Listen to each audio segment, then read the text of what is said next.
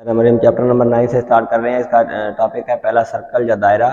दायरा जो होता है ये दायरा मैंने ड्रा किया है, उसका जो मरकज है वो सेंटर जो है वो ओ पे है। हम पहले समझते हैं रेडियल सेगमेंट या रदासीकीता क्या होता है। सेंटर से ये जो इसकी बाहर वाली लाइन है, ये इर्द गिर्द जो लाइन घूम रही है, इसका नाम होता है हमारे पास सरकमफेरेंस।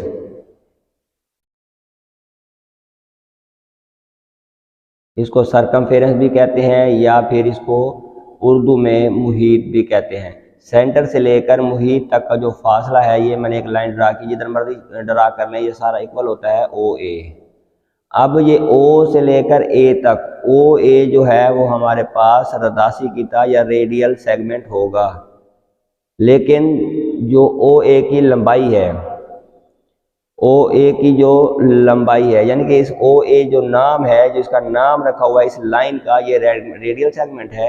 ओ ए की लंबाई जो है वो हमारे पास रेडियस या रदास कहेगी। Length of O A is radius, और जो ओ ए लाइन सेगमेंट है इसको हम रेडियल सेगमेंट कहते हैं। इसका ये सेंटर होता है और ये बाहर वाला ये मुहीत होता है। अब हम सरकमफेरेंस या मुहीत के किसी भी दो पॉइंट्स को, ये पॉइंट है, ये पॉइंट है, इनको हम मिला दें तो ये कॉर्ड बनता है, जिसको कॉर्ड बोलते हैं, CORD कॉर्ड। इसको वितर भी कहते हैं। अब हमने एक दायरा ड्रा किया जिसका ऐसा वितर बनाए, ऐसे एक हमारा दायरा है, इस दायरे का ये कहते हैं हम सेंटर है। अब हमने इस पॉइंट को मिला दिया और इस पॉइंट को मिला दिया। ये इनको मिलाने से जो लाइन बनी है इसका नाम क्या है, अभी हमने बताया है कॉर्ड। अब ये सेंटर से नहीं गुजरा। अब ऐसा कार्ड जो सेंटर में से गुजर जाए वो कार्ड तो होगा, लेकिन कार्ड होने के साथ साथ ये सेंटर में से ये कार्ड गुजरा, ये वाला जो अब मैं ड्रा कर रहा हूँ, ये कार्ड अब सेंटर में से गुजरा, ये कार्ड भी है और इसको आप डायामीटर कहते हैं। ये बना हमारे पास, ये वाली लाइन क्या बनी, डायामीटर। इसको डायामीटर या उर्दू में कुतर कहते हैं। ठीक हो गया। अब ऐसा वितर जो मरकज में से गुजर जाए वो कुतर बन जाता है। जो मरकज में से ना गुजरे वो हमारे पास वितर तो होगा लेकिन वो कुतर नहीं बनेगा। ऐसा कार्ड जो passes through the center is called diameter, but ये कार्ड एंड डायमीटर दोनों होगा, बट ये this card is not diameter but only card. ठीक हो गया। ये कुतर समझ लिया हमने, कार्ड समझ लिया। उसके बाद समझते हैं आर्क। आर्क क्या होता है, दायरे का कोई सा पोर्शन आप काट लें, मतलब इधर से लेकर इधर तक ये कटा हुआ पोर्शन ऐसे, दिस इज कॉस। इसको कॉस भी कहते हैं और इंग्लिश में आर्क भी कहते हैं। कोई सा दायरे का पोर्शन आप काट लें, उसको साइड पे कर लें या उसको मेंशन कर दें तो वो हमारे पास कॉस या आर्क बन जाती है। उसके बाद होता है सेक्टर। सेक्टर क्या होता है, सेक्टर हमारे पास ये होता है कि दायरे की, ये हमारे पास दायरा है, इस दायरे में अगर हम देखें गौर से तो इसको दो रेडियस ड्रा किए, एक ये रेडियस, एक दो रेडियस और एक आर्क, इधर से लेकर इधर तक हमारे पास क्या है, आर्क लेंथ है AC।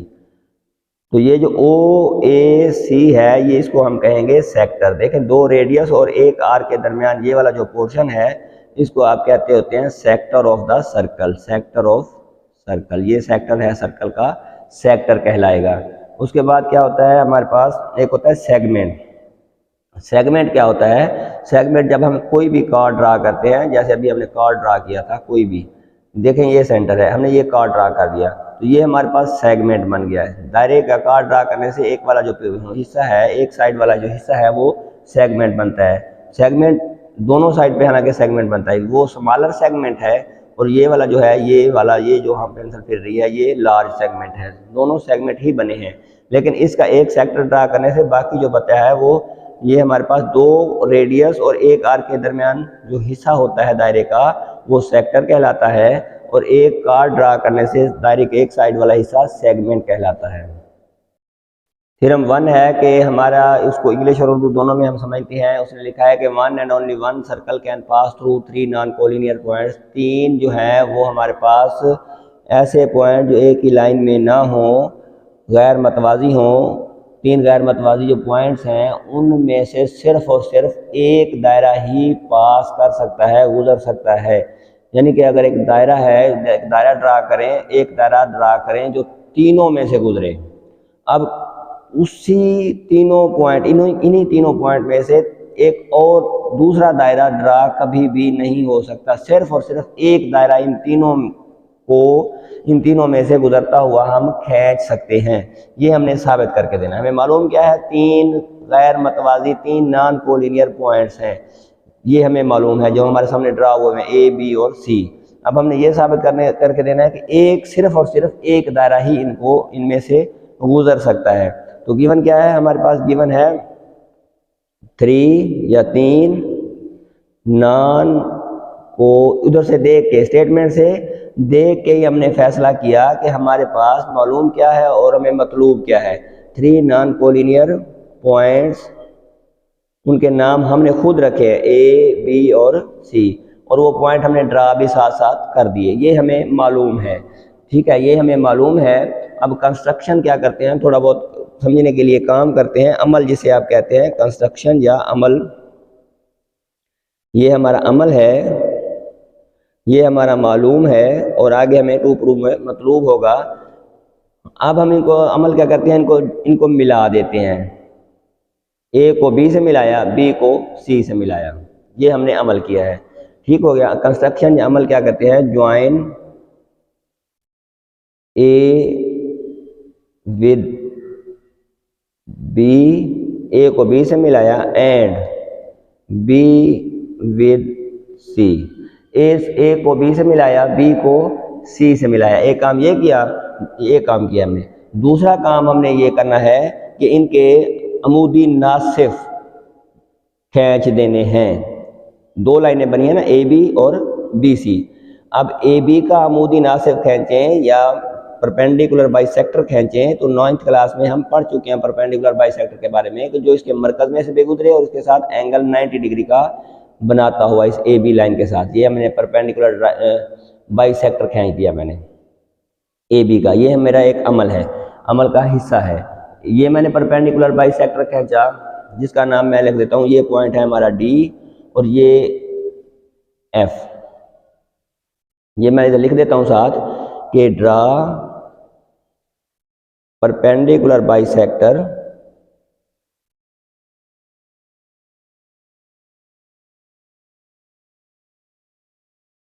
जिसे आप अमूदी नासिफ भी कहते हैं, यानी जो मरकज में से भी गुजरे और 90 डिग्री का एंगल भी बनाए, इस जगह पे 90 डिग्री 90 का जाविया बना। Draw perpendicular bisector D F on A B. अब दूसरा परपेंडिकुलर बाइसेक्टर मैंने सी बी इस लाइन पे ड्रा करना है, तो वो भी मैं कर देता हूँ। परपेंडिकुलर बाइसेक्टर सी बी पर परपेंडिकुलर बाइसेक्टर मैंने ड्रा किया, उसका नाम मैं रख देता हूँ। ये पॉइंट एच है और ये पॉइंट के है। तो इसी तरह लिख दूंगा सिमिलरली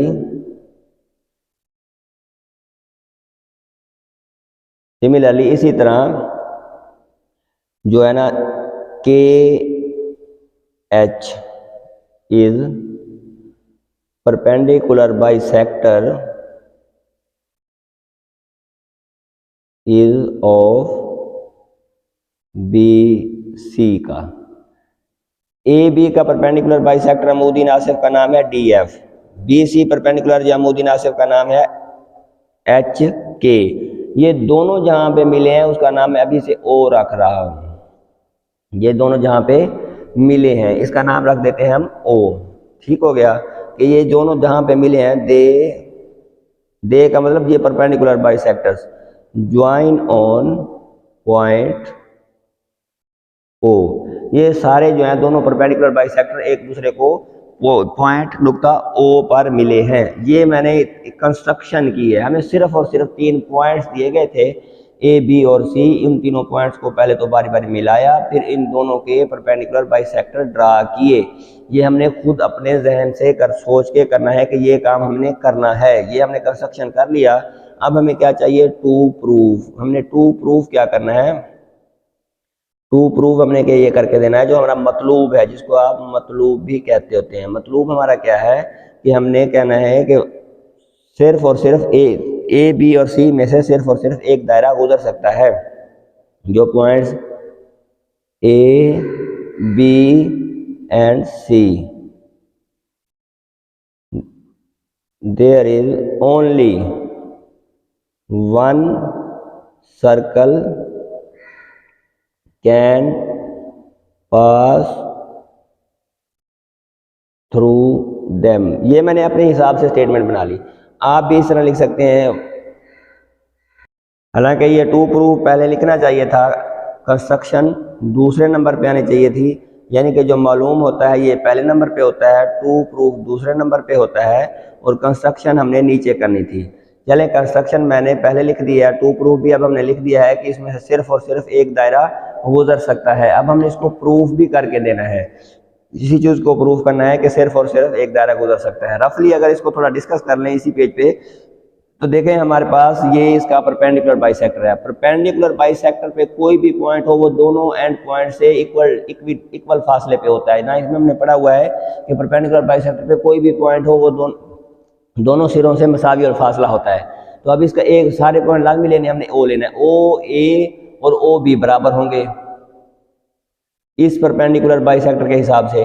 फिर इस परपेंडिकुलर बाइसेक्टर के हिसाब से भी ओ सी और ओ बी बराबर होंगे। इसका मतलब है ये तीनों ओ से बी का फासला, ओ से सी का फासला, ओ से बी का फासला और ओ से ओ ए का फासला बराबर है। तीनों पॉइंट्स नुक्ता ए से बराबर फासले पे हैं, यानी कि ओ ए, ओ बी और ओ सी बराबर है।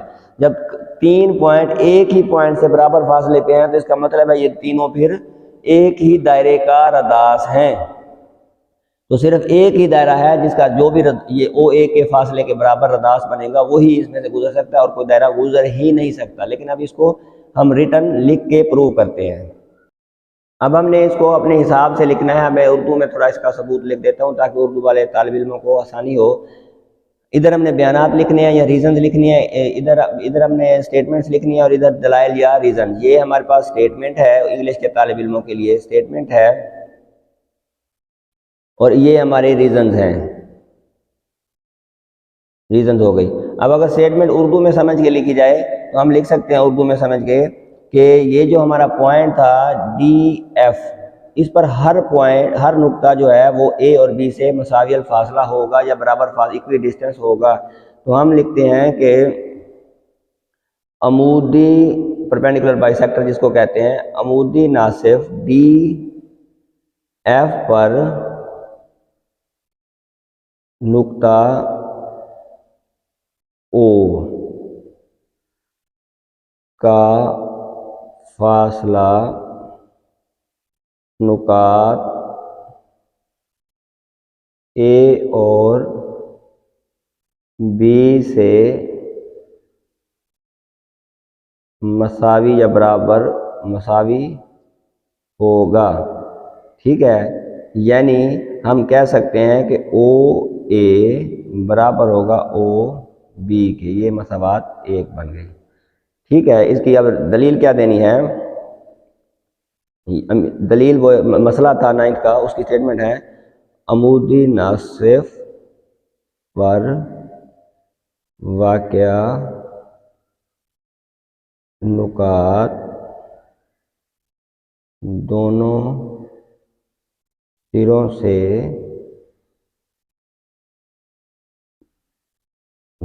से मसावियल फासला होते हैं। ठीक है, इसमें लिख सकते हैं कि every point on the perpendicular bisector is equidistance from इस end points. O A is equal to O B हमने लिख लिया, एक बना लिया। इसी तरह अब ये एक स्टेटमेंट आपने मुकम्मल कर ली। अब दूसरा लिखना है हमने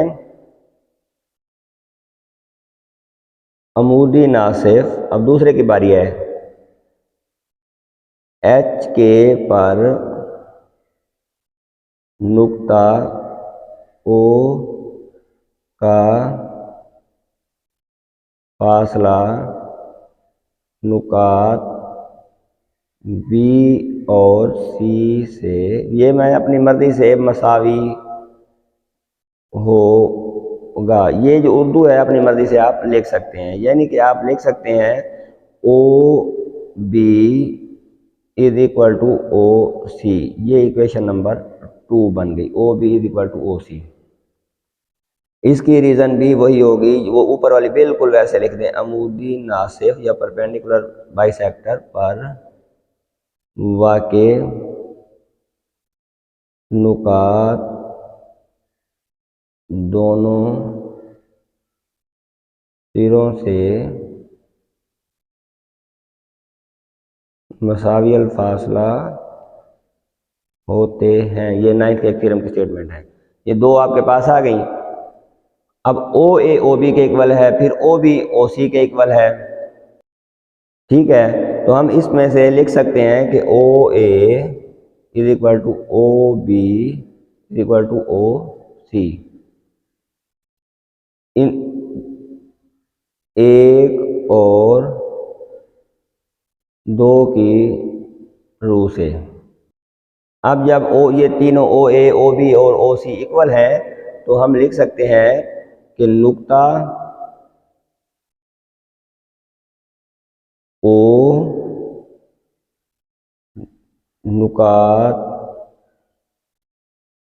ए बी और सी से मसावियुल फासला है। ये इक्वेशन नंबर हमारी 3 थी। तो इसका इसका 3 की रू से। अब देखें ना, ओ ए ओ बी और ओ सी तीनों इक्वल हैं, तो इसका मतलब है जो फासला ओ है, नुक्ता ओ है, उसका तीनों ए बी और सी से बराबर फासला है। तो ये हमने इसकी रू से ये लिख लिया कि नुक्ता ओ नुकात ए बी और सी से मसावियल फासला है। जब नुक्ता ओ जो है वो तीनों नुकात से मसावियल फासला है, तो हम लिख सकते हैं, ये हमने लिखने के बाद लिख देना है कि जब ओ का तीनों नुकात से बराबर फासला है, तो पास या हेंस प्रूव दैट साबित हुआ कि नुकात ए बी और सी में से सिर्फ और सिर्फ, यही हमने साबित करना था, एक दायरा गुजर सकता है। ठीक है, जिसका मरकज नुक्ता ओ होगा। सिर्फ और सिर्फ एक दायरा गुजरेगा जिसका मरकज ओ हो सकता है, इसके अलावा और कोई दायरा नहीं गुजर सकता। इस तरह हमारा ये थ्योरम कंप्लीट हुआ।